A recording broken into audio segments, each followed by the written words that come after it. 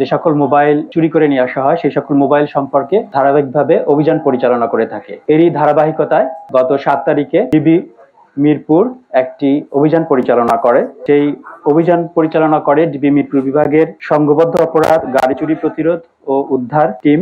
আমরা একটা গোপন সংবাদের ভিত্তিতে জানতে পারি যে উত্তরা 17 নম্বর সেক্টরে একটি বাসায় এবং খিলক্ষেত থানাধীন নিকুঞ্জ 1 এলাকার একটি বাসায় কিছু বিদেশি নাগরিক অবৈধভাবে নিয়ে আসা মোবাইল সংরক্ষণ করে স্থানীয় বাজারে বিক্রি করা ব্যবস্থা নিচ্ছে। তারই প্রেক্ষিতে আমরা উভয় জায়গাতেই অভিযান পরিচালনা করি এবং উত্তরা 17 নম্বর সেক্টরে অভিযান পরিচালনা করে একজন চাইনিজ নাগরিককে গ্রেপ্তার করি এবং সেখান থেকে আমরা 58টি আইফোন উদ্ধার করি। পরবর্তীতে খিলক্ষেত থানাধীন নিকুঞ্জ 1 এলাকার একটি বাসায় অভিযান পরিচালনা করি। সেখান থেকে আমরা 2জন চাইনিজ নাগরিককে গ্রেপ্তার করি। পাশাপাশি সেখান থেকে 305টি আইফোন উদ্ধার করি এবং বিভিন্ন যন্ত্রাংশ এবং আইফোনের বিভিন্ন পার্ট সংযোজন করার জন্য যে ধরনের মেশিনারি ব্যবহার করা হয়ে থাকে সেগুলো আমরা উদ্ধার করে থাকি।